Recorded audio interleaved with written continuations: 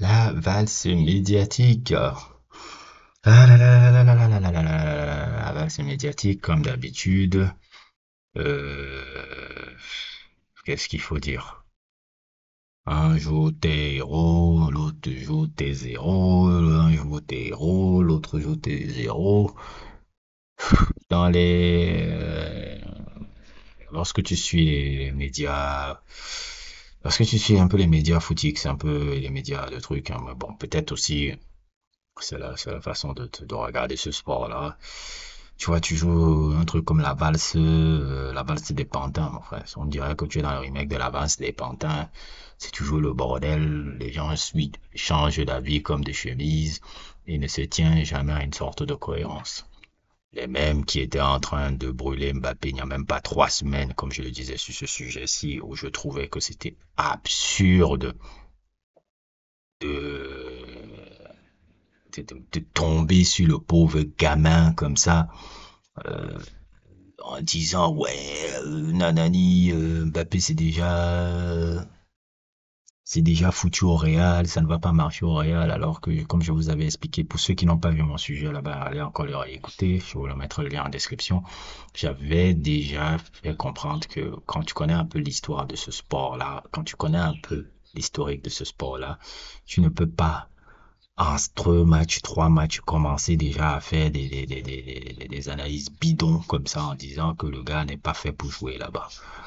Alors que quand tu as un tant soit peu de culture foot, un tant soit peu culture de ce sport et un tant soit peu vu comment s'est passée sa situation au Real Madrid, comment il est venu là-bas, comment le fait qu'il parle déjà espagnol, comment le fait qu'il a accueilli par le vestiaire, comment les joueurs jouent pour lui, comment le truc, après qu'il ne parle pas avec ces mecs-là depuis 1 an et demi, 2 ans.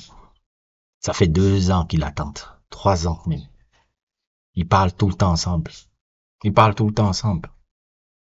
Donc sûrement ils parlent, on dit on t'attend frère, on t'attend frère. Ils se voient même sûrement peut-être en vacances. Quand ils font souvent les vacances à Miami là, ils se croisent. Ils disent gars frère, viens jouer au Real. C'est toi qu'on attend là-bas en attaque. On va seulement te donner les ballons, on fera tout. Et regardez avec Vinicius. J'ai l'impression qu'il a, lui et Vinicius se connaissent depuis parce que sûrement ils passent souvent, ils se rencontrent en vacances là-bas à Miami. Parce que souvent Mbappé il aime partir souvent à Miami souvent. Donc vous croyez que les mecs ne se... Tout est fait pour que l'enfant la réussisse là-bas. Tout est fait.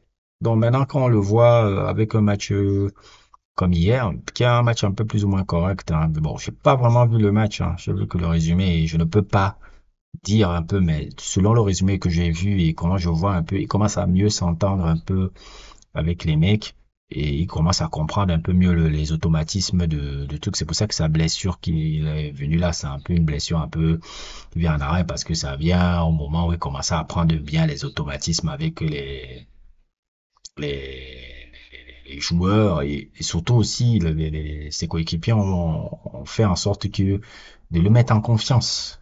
On va te donner les pénaltys pour que ça améliore tes stats. On va te truc. Je vais jouer pour toi. Et tu vois aussi même dans le match encore de dimanche, il était encore très intéressant où il a fait une passe à Vinicius. Vinicius essaie aussi de le chercher. Bellingham est très intelligent dans son acclimatation. Très intelligent dans son acclimatation et c'est pour ça que je dis, allez, au mois de mars, hein, les mecs. Le Real gagne alors que c'est même pas si ouf. Ils arrivent à être là. Le mois de mars avec ces mecs-là, ça va encore finir en carburation, hein. C'est toujours comme ça avec ces gars-là. Ils sont là, ils tâtonnent du truc, mais ils gagnent. Ils gagnent, ils gagnent, ils gagnent, ils gagnent, ils gagnent.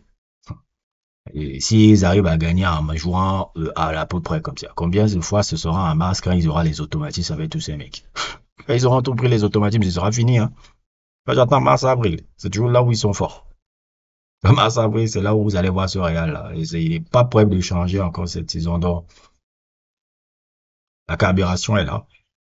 Mbappé en pleine carburation.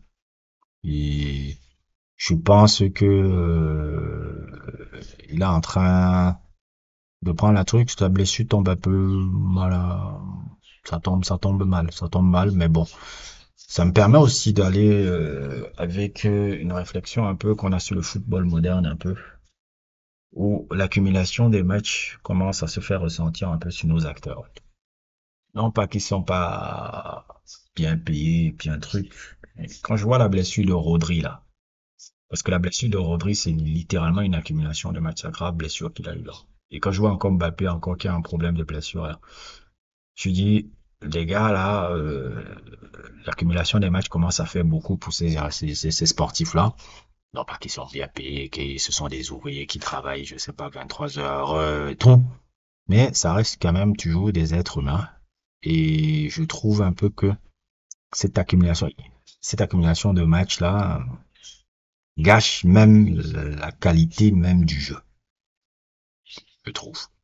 Et les joueurs, ça se ressent sur les joueurs qui sont faits. Moi, quand je vois Lamine Yamal, je trouve un peu que on carbure un peu trop sur le gamin là, à l'âge de 17 ans. Vous allez me dire, oh, regarde, c'est un crack et tout, tout. Moi, j'ai pas compris pourquoi lui, les derniers rassemblements à un match international, il a joué les deux matchs 90 minutes de l'équipe d'Espagne. J'ai dit, attendez, le gamin n'a que 17 ans, mon frère. Vous le faites déjà jouer deux matchs 90 minutes alors qu'il sort d'un euro comme ça, il est en plein début de saison. Vous le faites jouer, gars. Faites-le jouer 50 minutes, 60 minutes. Ne bousillez pas le gamin. Après, quand on va voir Lamine Yamal, oui, Iskio Zambé, 6 mois, 8 mois. On va dire, oh merde, la malchance. Alors que non, on a encore de bousiller le gamin. L'accumulation des matchs, là, quand je dis, mais Lamine Yamal, là, il s'est reposé quand? C'est la même chose avec Mbappé, il y a une accumulation, là. Il y a une accumulation, c'est l'accumulation. Et tu parles de quelqu'un qui fait ça depuis l'âge de 17 ans. Dans un moment donné, ça commence à se faire sentir. Alors, la blessure de Rodri, là, ça doit être un appel vraiment sur ce qui se passe vraiment dans le football moderne avec l'accumulation des matchs. Il faudrait qu'on commence à penser à ça. Mais est-ce que les mecs là, est-ce que le coco là de l'UEFA là pense ça? Oui, c'est seulement, je me mets les sous, je me mets les sous, je me mets les sous. Donc, il faut commencer à penser à ce genre de truc là. Donc, c'est quelque chose, c'est une réflexion que j'ai un peu par rapport un peu au football moderne. Comme vous savez, je déteste le football moderne. Et je vous avoue, hein, je regarde très peu les matchs. Ce qui m'intéresse, c'est peut-être les équipes nationales ou le football international. Le football international est complètement à la rue maintenant. Le football international est un peu à la rue et tout. Mis à part la CAN, l'Euro a été bidon. Je suis impatient de vous faire une live réaction sur l'interview de Platini là. Je vais la faire là après que je vais terminer cette vidéo là. Et je vous la sortirai sûrement pour mes abonnés Patreon. Ça sera d'abord pour mes abonnés Patreon pendant un bon bout de temps avant que vous le voyez sur la page principale comme d'habitude. Tout, n'hésitez pas à vous abonner sur la page Patreon. On a quelques nouveaux sujets là-bas si vous ne l'avez pas encore vu. Il y a un sujet sur UGK, sur ma interprétation un peu de Bridge of Madison County, des trucs. On a quelques sujets pas mal qui sont sortis là-bas. Si vous êtes sûr que mon live sur Cristiano Ronaldo qui est là-bas aussi. Il y a plein de choses intéressantes sur Patreon. Le Patreon est encore plus intéressant que la chaîne principale. Et en plus, on te censure pas, donc voilà. Et voilà, Mbappé, comme je dis, soyez patient avec les gars. Un joueur de telle qualité, un joueur d'une telle qualité, un mec d'une telle intelligence et tout, ça peut pas ne pas réussir au Real. Ça peut pas ne pas réussir au Real. C'est truc. Il faut juste l'adaptation, le truc. L'équipe du Real aussi doit prendre un peu une sorte d'adaptation depuis que Kroos n'est plus là. Parce que c'est ça, c'est Kroos qui était un peu comment on appelle ça, le baromètre un peu de l'équipe. C'est lui qui, dans le truc Valverde, n'a pas encore ça.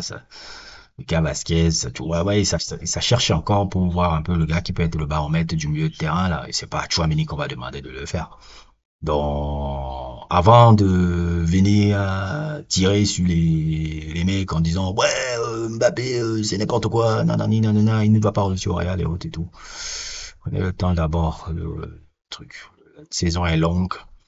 L'histoire du foot vous a toujours montré que ce n'est pas en 10 matchs ou en 11 matchs qu'on juge déjà la saison de quelqu'un. Et même si sa saison est ratée cette année, ça ne va pas dire que il ne va pas réussir au Real. Il y a des gars qui ont raté leur première saison au Real et après, ils ont fait plus de 10 ans et ont fini Ballon d'Or. Le cas Benzema doit vous rappeler quelque chose. N'hésitez pas à liker, n'hésitez pas à vous abonner et à plus pour d'autres aventures.